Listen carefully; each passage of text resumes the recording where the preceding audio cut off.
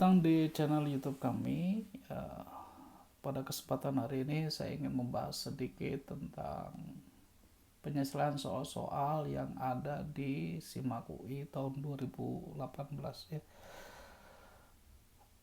Dan sebelumnya jangan lupa untuk nonton video ini sampai dengan full selesai ya, biar kalian bisa mendapatkan ilmunya ya, sehingga ketika menghadapi soal nantinya kalian tidak akan canggung, kalian punya kepercayaan diri untuk mengerjakan soal itu. Saya doakan kalian ketika nanti melakukan tes ini bisa terima di jurusan yang kalian sukai di UI, Tes Indonesia. Ya, kemudian kita lanjut saja. Langsung nomor 31, perhatikan diagram sistem benda ya, M1, M dan M2. M1 berada pada bidang meja, M adalah katrol, dan M2 adalah benda tergantung pada ketinggian tertentu ya. Nah, seperti ini. Sistem terdiri dari balok M1 yang dihubungkan tali ke balok M2 melalui katrol bermassa M. Koefisien gesek permukaan M1 dengan meja adalah K. Sistem bergerak dari keadaan diam. Tali bergerak tanpa slip pada katrol, massa tali dapat diabaikan. Katrol berbentuk cincin homogen.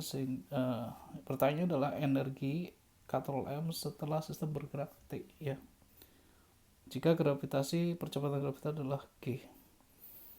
Ini adalah bentuk-bentuk jawabannya A, B, C, D, E. Dan ini ternyata tidak ada pilihan ya, jadi lebih baik dikosongkan. Nah, cara menjawabnya seperti ini kurang lebih. Ini adalah diagram gaya yang bekerja pada benda M1, M dan M2 ya. Pada M1 adalah tegangan tali T1 dan gaya gesek ke kiri.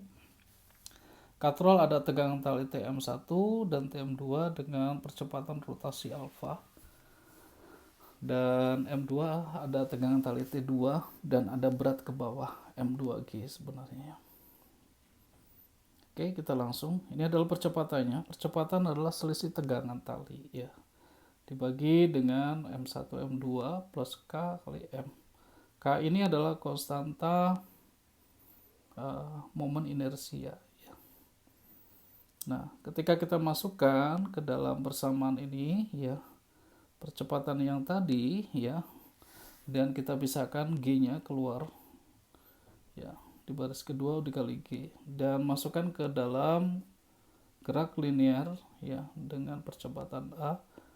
Masuklah seperti itu dengan kondisi kecepatan awal adalah 0 dan dikali T ya, sehingga kita dapat VT kecepatan akhir ya sebagai M2 min mu km 1 dibagi M1 M2M dikali GT ya. Nah, sebenarnya energi mekanik yang ditanyakan adalah setengah E omega kuadrat ya. I adalah momen inersia, omega adalah kecepatan sudut. Nah, setelah itu kita masukkan dengan memasukkan VT tadi ya. Energi kinetik adalah setengah kmr kuadrat dikali V per R, omega kuadrat ya. Omega itu adalah V per R. Sehingga bisa kita kuadratkan seperti itu dengan mengcancel atau coret R2, R kuadrat. Masukkan nilai VT ke dalam sana, sehingga kita dapatkan energi kinetik sebagai setengah mj kuadrat T kuadrat dikali dalam kurung itu kuadrat ya. Oke, semoga ini kalian bisa mengerti dan memahami ya. Selanjutnya kita lihat nomor 32. Jangan lupa untuk subscribe dan nyalakan tombol loncengnya untuk mendapatkan info-info terbaru seputar video yang saya upload. Oke, nomor 2 ada rangkaian seperti itu, rangkaian hambatannya.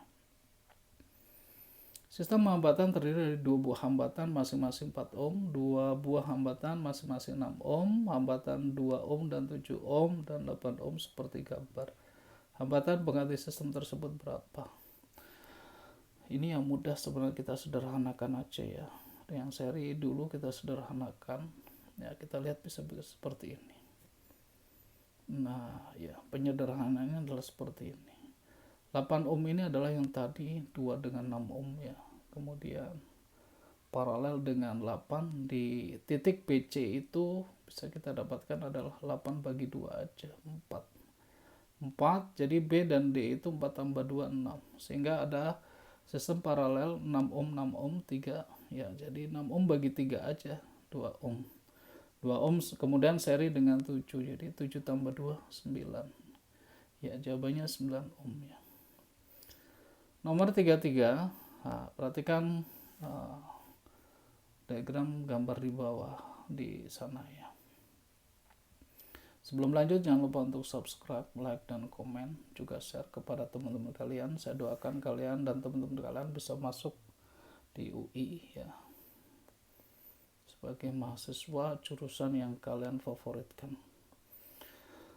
Oke, sebuah sistem terdiri dari sebuah batang konduktor AB ya, bermassa M dapat meluncur tanpa gesekan di atas rel konduktor paralel dipisahkan dengan jarak L.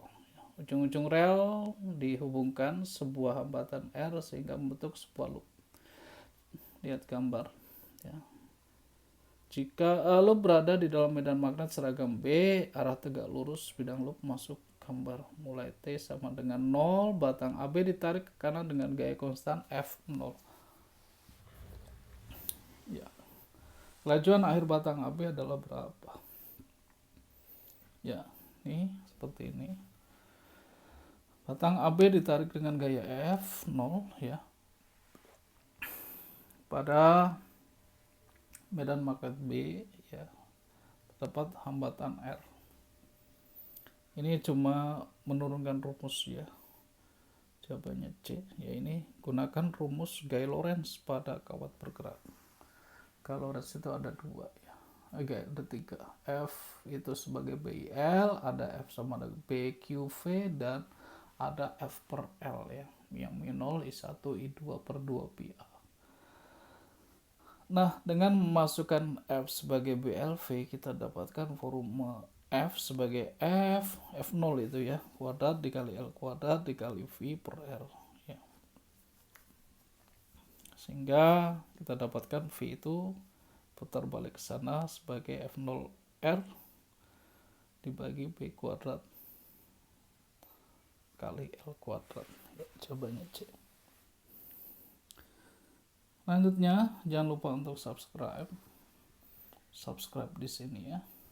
Kamu sedang berdiri di pinggir danau, melihat seekor ikan berenang mendekati ya. Jika kamu ingin menembak dengan senapan laser berdaya tinggi, senapan harus diarahkan bagaimana?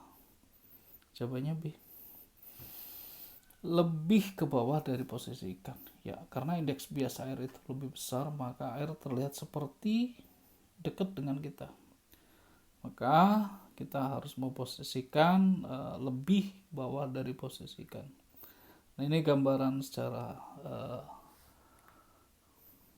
secara mudahnya ya. Ketika ikan di dalam air dengan indeks bias N2 dan udara N1, mata pengamat kita di atas.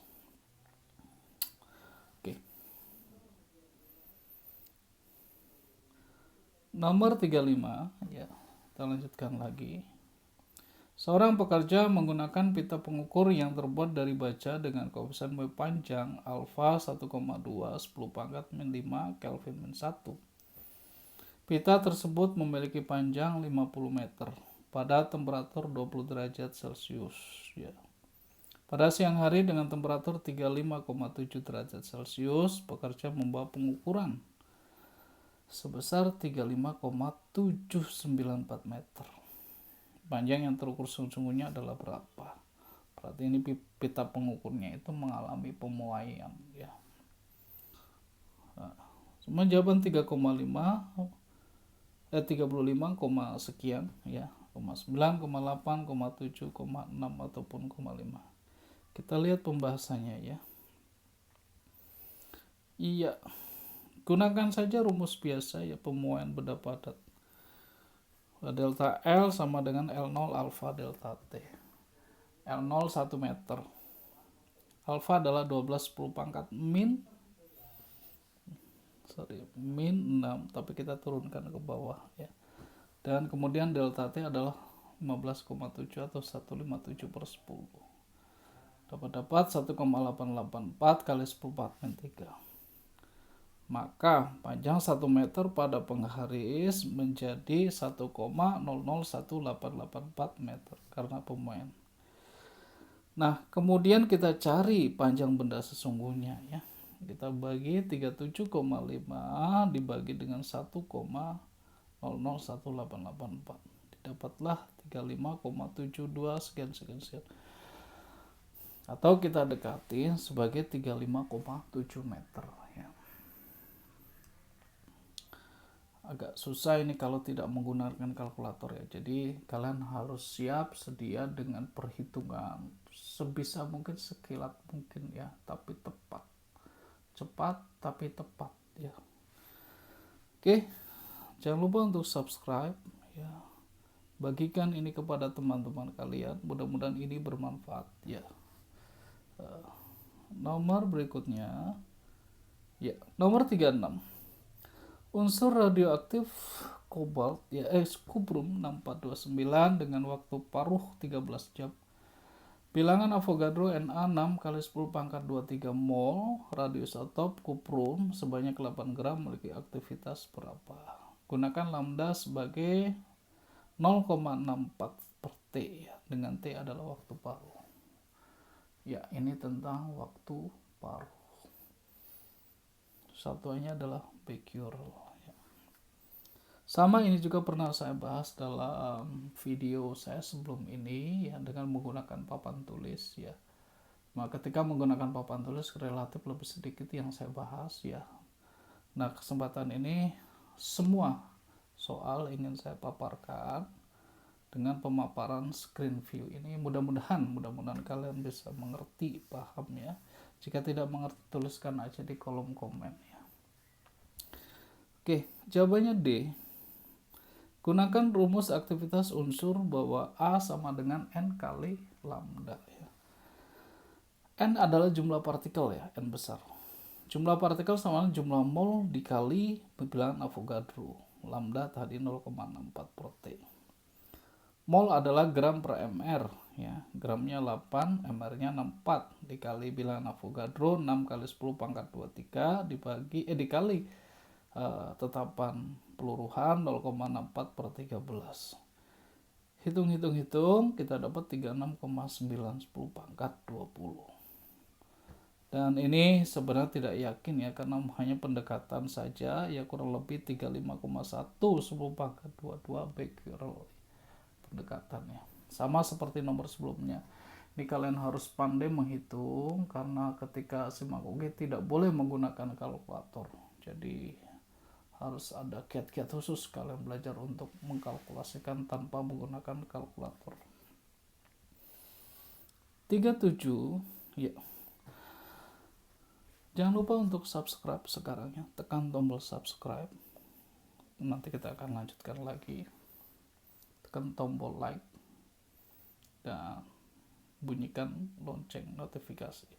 Suatu benda diikatkan pada suatu pegas dan melakukan gerak harmonik sederhana dengan amplitudo A, frekuensi F. Pada saat simpangannya sama dengan 1/4 simpangan maksimum, kecepatannya adalah berapa? Semua dinyatakan dalam V, F, dan A. Oke, kita lihat. Jawabannya adalah C. Dari mana C? Ya. Y adalah A sin theta. Ketika Y setengah amplitudo, ya A sin theta, maka A bisa kita buang 1/4 amplitudo, maaf ya. Maka sin theta sama dengan 1/4. Cari hubungan sin theta dengan teorema Pythagoras ya. Ini kalau theta seperti itu, maka depannya 1, sisi miringnya 4.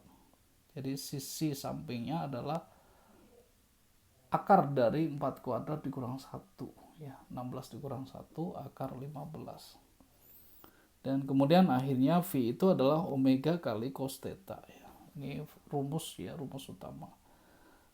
A omega adalah 2πf dan cos theta adalah akar 15/4. Sehingga kita masukkan nilainya, iya 2/4 adalah setengah ya. Setengah akar 15 πfa ya. Saya berharap kalian bisa mengerti, memahami ya, karena fisika ini sebenarnya kuncinya itu latihan ya, latihan dan harus ada bimbingan ya. Dalam masa pandemik ini saya mencoba untuk memberikan solusi-solusi ini lewat channel YouTube ya. Baik, kita lihat nomor 38. Saya kalian baca, kalian lihat, saya baca dulu ya. Suatu alat musik dibuat dengan memanfaatkan dawai yang terbuat dari kayu rami yang ditegangkan dengan mengikat tali rami tersebut pada kedua ujungnya. Ketika dawai dipetik terjadi beberapa kali resonansi. Dalam pengamatan tercatat bahwa terjadi resonansi yang berurutan frekuensi 375 Hz dan 450 Hz. Resonansi pada frekuensi 375 adalah frekuensi yang keberapa? Apakah 2, 3, 4, 5, ataupun 6? Nah, perlu kalian ketahui bahwa deret frekuensi pada dawai itu sebagai deret bilangan bulat positif ya.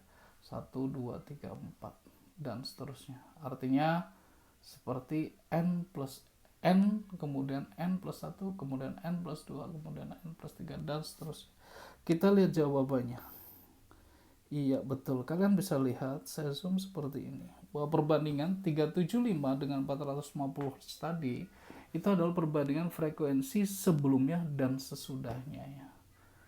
N dibagi N plus 1, kita kali silang 375 ditambah 375N sama dengan 450N, sehingga 75N sama dengan 375 ya. N sama dengan 5. Jadi jawabnya adalah D. Oke. Semoga kalian bisa mengerti ya, bisa mencerna pemaparan ini. Kembali jangan lupa untuk subscribe ya. Tekan tombol subscribe, tekan tombol like, komen, dan share kepada teman-teman kalian. Saya doakan kalian bisa masuk UI ya. Saya doakan kalian masuk UI dengan jurusan ataupun fakultas yang kalian idam-idamkan. Dan membahagiakan orang tua tentunya ya. Ya, nomor 39 ini tentang venturimeter ya. Terdiri dari dua penampang yang berbeda. Penampang 1 luasnya 5 cm persegi dan penampang 2 4 cm persegi. Perbedaan ketinggian air ya kedua penampang pipa adalah 45 cm. Massa jenis seperti kita tahu 1000 kg per meter kubik ya. Kelajuan air ketika masuk penampang A1.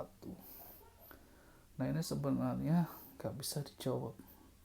Kenapa? Karena yang ditanya kecepatan tapi jawabannya adalah dalam bentuk panjang ya, 60 cm, 58 cm, itu salah. Jadi sebenarnya nggak bisa dijawab, tapi kita lihat jawaban untuk mencari V1 itu bagaimana.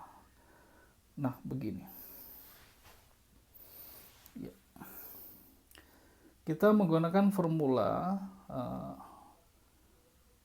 persamaan Bernoulli dengan debit ya. Persamaan Bernoulli kita dapatkan bahwa V2 kuadrat sama dengan V1 kuadrat plus 2GH ya, karena tekanannya sama ya. Dan H itu adalah perbedaan ketinggian. Dan ketika kita masukkan V2 sebagai perbandingan terhadap luas ya, V1 per V2 adalah A2 per A1, konsep debit ya. Maka dengan memasukkan gravitasi 10 dan ketinggian 0,45 ya. 0,45 adalah perubahan dari cm ke meter ya. Sehingga dapat V1 kuadrat adalah 16 ya. Kemudian kita akarkan, akar 16 adalah 4 meter per second. Nah, seharusnya seperti inilah jawabannya ya, 4 meter per second, bukan dalam satuan cm seperti opsi di atas ya. Oke. 40. Ya. Jangan lupa untuk subscribe, like, ya, komen, berikan komen apapun ketika kalian tidak mengerti, ketika kalian ingin melakukan pertanyaan ya, ketika kalian ingin ada mungkin yang salah pada pembahasan ini, silakan bebas untuk berkomen ya. Gaya normal yang bekerja pada benda yang diam di atas bidang datar besarnya tidak sama dengan gaya normal yang benda yang berada dalam diam di atas benda miring. Iya betul ya. Ketika kasar, gaya normalnya sama dengan mg. Ketika miring, ya, gaya normalnya sudah berbeda karena dikali nilai cos theta. Ya. Jadi ya beda. Pernyataan atas betul. Pernyataan bawah, gaya normal merupakan gaya yang bekerjakan permukaan bidang terhadap benda yang menyentuhnya. Betul-betul. Nah, sekarang berhubungan atau enggak? Menurut pembahas soal ini tidak berhubungan ya. Menurut saya adalah berhubungan. Kita hubungkan dengan gaya normal. Jadi dia bicara tentang satu topik yaitu berupa gaya normal. Ya, seperti yang saya bilang, ini sebenarnya dari seorang blogspot ya. Kalian bisa lihat pada deskripsi ya. Diambil dari pembahasan seseorang yang ada di Jogja, kemudian saya mencoba memvideokannya ya, agar lebih bermanfaat ya. Dan karena kalau saya lihat itu sedikit orang berkunjung terhadap blogspot itu ya, sehingga sayang sekali kalau infonya tidak sampai ke kalian ya. Baik, 41 ya, jangan lupa untuk subscribe. Kembali saya ingatkan ya, untuk mendukung channel ini. Setidaknya channel ini kalau berkembang ini akan membantu kalian atau adik-adik kalian dalam meraih ataupun mendapatkan kelulusan masuk UI ya. Oke, nomor 41, tegangan listrik dan arus listrik yang dihasilkan generator AC berbentuk sinusoidal. Ya betul, AC itu alternating current, gerak bolak-balik ya, membentuk grafik sin ya. Pernyataan atas betul. Nilai tegangan dan kuat arus listrik rata-ratanya 0 ya, bukan 0 ya. Jadi jawaban atas betul, pernyataan atas betul, pernyataan bawah salah ya. Kenapa? Karena yang bawah itu sebenarnya kalau kita rata-ratakan ya, arus listrik maksimum dibagi menjadi akar 2. Oke, kemudian nomor 42. Iya. Gelas atau mangkok dari kaca dapat retak atau pecah ketika diisi air panas secara tiba-tiba. Betul. Kenapa? Bagian dalam gelas yang diisi air panas secara mendadak memuai lebih cepat dibandingkan dengan bagian luarnya. Iya, ya, betul-betul benar-benar dan berhubungan ya. Ini tentang pemuaian atau kaitannya dengan koefisien muai luas, luas ataupun volume ya, sama saja. Nomor 43, iya.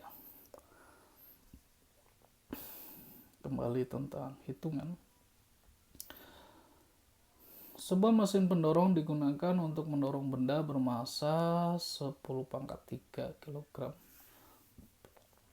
Itu 1000, benda ini bergerak sehingga kecepatan berubah dari 10 meter per second menjadi 40. Waktu yang dibutuhkan untuk terjadinya perubahan kecepatan tersebut adalah 20 detik. Pernyataan manakah yang benar? Oke, kita lihat ya. Yang pertama adalah apakah perubahan energi kinetik benda adalah 7,5 kali 10 pangkat 5. Terus apakah yang kedua, usaha yang dilakukan mesin pendorong adalah 0,75 megajoule. 3, daya mesin pendorong adalah 37,5 kW, percepatannya adalah 1,5. Sebenarnya pernyataan 1 dan 2 itu sama ya. Jadi dua-duanya benar itu. Kalau satu diantara itu benar berarti benar. Karena perubahan energi kinetik sebenarnya usaha. Ya, kita lihat perubahan energi kinetik ya, setengah M V2 kuadrat dikurang V1 kuadrat. Ya, masukkan M sebagai 1000, V2 adalah 40, V1 adalah 10 ya. Setengah dari 1500 ya. 40 kuadrat 1600, 10 kuadrat 100, jadi 1600 dikurang 100, sebagai 1500 dikali 500 sama dengan 750.000 Joule atau 7,5 kali 10 pangkat 5 Joule. Dan ini sama seperti yang opsi itu ya. Jadi benar pernyataan 1. Kemudian pernyataan 2 ya. Sebenarnya perubahan energi kinetik itu sama dengan usaha ya. Jadi usahanya tadi 7,5 kali 10 pangkat 5 Joule. Hanya dia dalam unit yang berbeda. Dia minta dalam megajoule ya. Megajoule adalah 10 pangkat 6. Jadi kalau kita bikin jadi 10 pangkat 6 itu jadi 0,75. Iya betul ya, 0,75 megajoule. 1 dan 2 benar ya. Kita lihat 3, power atau daya. Daya itu adalah energi per waktu. Yang tadi 750 kilojoule kita bagi dengan 20, maka kita dapatkan 37,5 ribu ya, atau 37.500 watt atau 37,5 kilowatt. Dan yang terakhir adalah percepatan ya. Percepatan dinyatakan sebagai perubahan kecepatan dibagi waktu. Iya, 40 dikurang 10, 30 dibagi waktunya 20, jadi 1,5 meter per second kuadrat.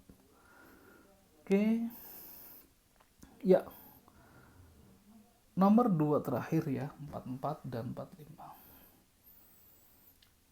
Seperti biasa, jangan lupa untuk tekan tombol subscribe sekarang ya. Tekan tombol subscribe sekarang. Tik tombol like ya. Oke, kita lanjutkan. Perhatikan rangkaian kapasitor di atas. Pernyataan manakah yang benar? Iya. C1 dirangkai seri dengan kapasitor C3. Salah. Harusnya paralel. C2 dirangkai paralel dengan V0. Salah. C2 dirangkai seri dengan kapasitor C3. Tidak, karena ada C1 yang paralel terhadap C3 ya. C3 dirangkai paralel dengan kapasitor C3. Wah, ini salah juga. Jadi tidak ada jawaban yang benar, mungkin itu salah typo itu. Harusnya 4 saja itu. C1 dirangkai paralel dengan C3. Ya, jadi jangan diisi, kosongkan saja, nanti malah salah. Oke, terakhir ya, nomor 45. Jangan lupa untuk subscribe ya. Karena subscribe itu tinggal tik gitu doang. Tapi itu memberikan efek manfaat yang luar biasa buat channel ini. Pernyataan manakah yang benar terkait dengan bayangan sebuah benda akibat sumber cahaya yang benar ya. Kita lihat jawabannya itu ya, C ya. Apakah bayang-bayang yang sama gelapnya terbentuk jika sebuah benda menghalangi cahaya? Salah ini. Menghalangi yang nggak ada bayangan ya, nggak ada. Iya.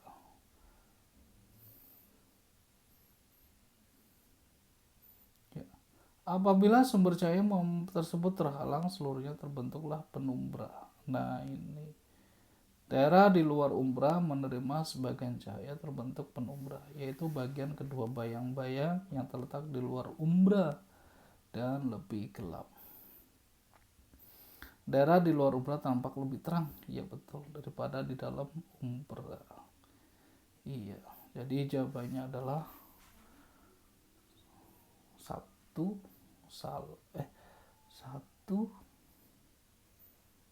3, 1,3B.